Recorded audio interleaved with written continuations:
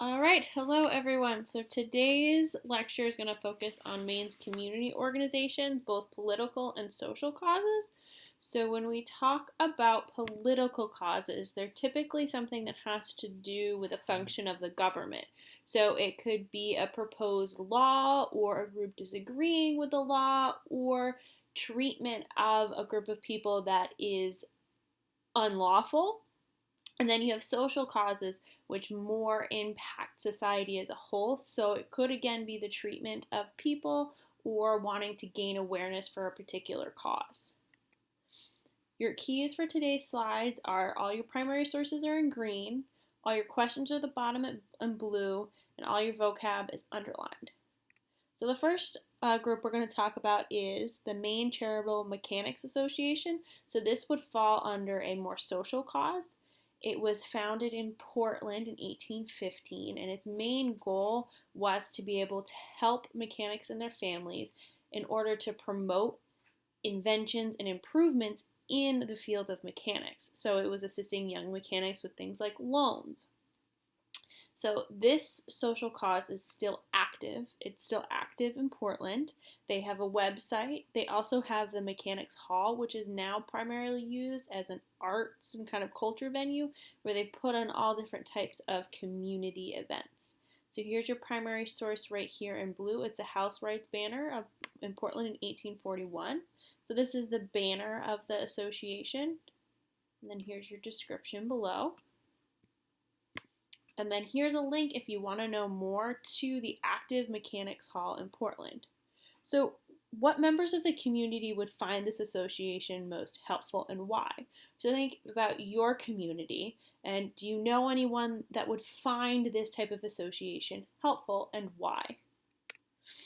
Next, we're going to talk about women's organizations and causes.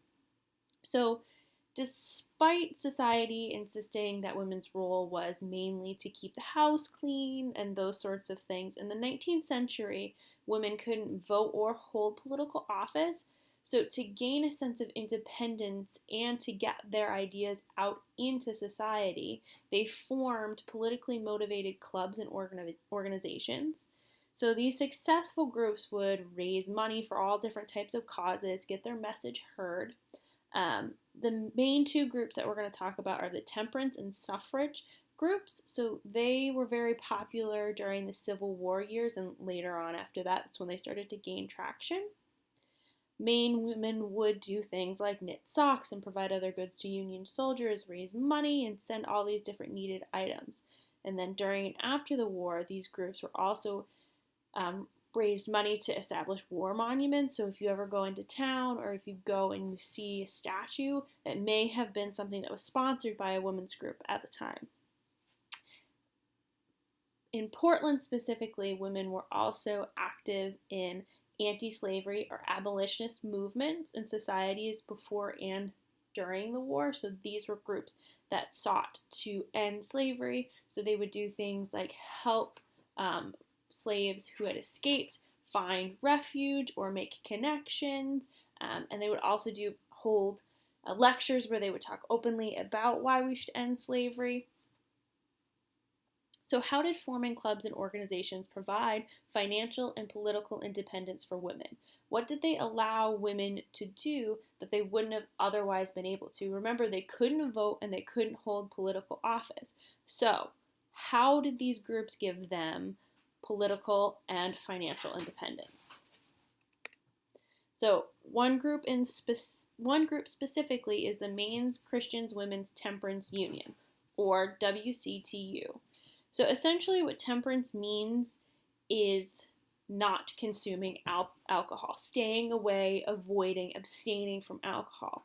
So these unions focus mainly on that issue.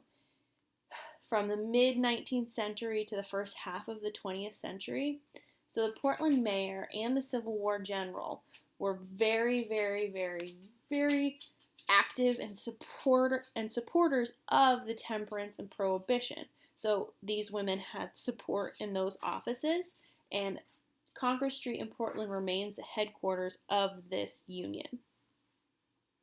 So, as I said earlier, temperance is abstaining from alcohol, not consuming alcohol. So women organized and supported this group in Maine when alcohol was such a deep part of society that rum breaks were a standard part of the workday in Maine. Maine was actually the first dry state, meaning no liquor could be bought or sold, which happened in 1851, and it remained so until the repeal of Prohibition in 1934. Prohibition was also a very difficult law to enforce, as you know, what we just learned about the 1920s. People were still consuming and illegally producing alcohol, so the temperance organizations served as an educational outlet to the public, so they would go and talk to perhaps schools about why it was dangerous to consume alcohol. So what was the main purpose or goal of the Temperance Union, and how did it intend to benefit the society? We know that one of the goals of the Temperance Union was to promote and enforce the absence of alcohol, staying away from alcohol. Now, how would that benefit, or how did they see it benefiting the community? Then we have another big women's movement, which was the women's suffrage movement. So this cause grew in importance following the Civil War. Women's suffrage is the ability for women to vote. So the main focus of this group was gaining the right for women to vote. Black men were given the right to vote following the end of slavery, and women who supported the end of slavery, abolitionists, saw this as a chance to gain their own right to vote. Seeing the momentum moving towards giving more rights to minorities, they thought that this would be a good time to push their cause. Women's suffrages had political issues since the American Revolution. We didn't want to give women the right to vote, so people spoke out both for and against. In Maine, the campaign was often slowed by other larger factors, such as war support. So when the Civil War happened, that's where the attention went.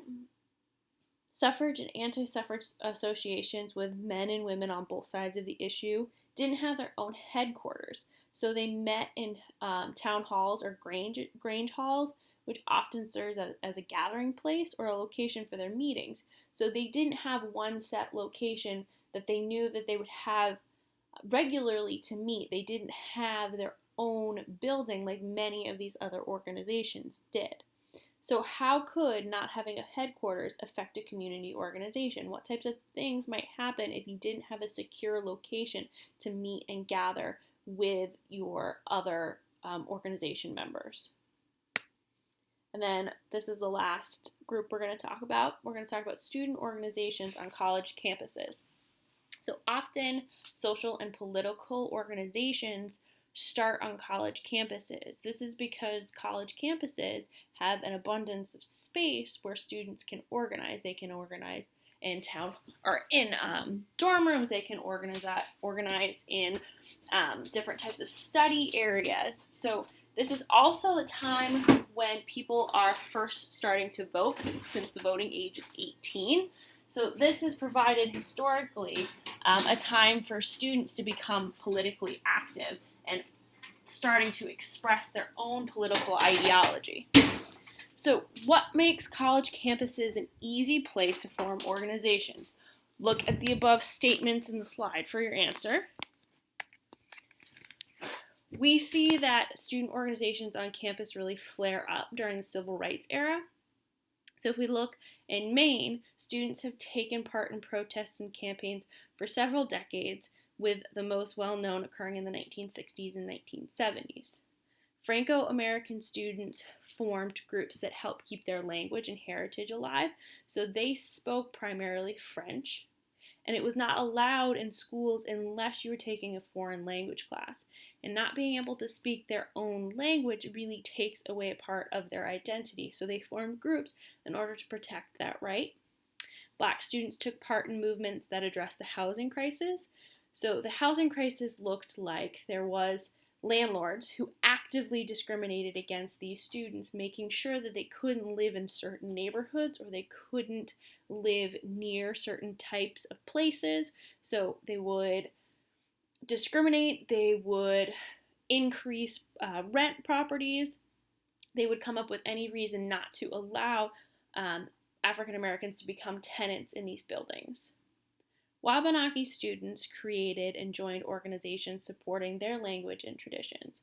So, much like the Franco-Americans, they wanted to be able to speak their own languages. They wanted to engage in, you know, their own routines and rituals that brought out their own heritage. And many of these were discriminated against or actively stopped.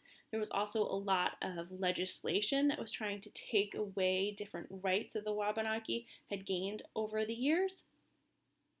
And then we have students from various backgrounds organized to protest the Vietnam War. So students were actively protesting what was happening and the causes and the Vietnam War in general. So, how do political and social issues connect and relate to community organizations? So, how does having an issue like the Vietnam War connect to a community organization or Wabanakis being discriminated against? How does that connect to a community organization? All right, and that is all I have to say for now. Make sure that you go back to your notes, fill them out. If you have any questions, please leave it in the box there, and I'll talk to you later.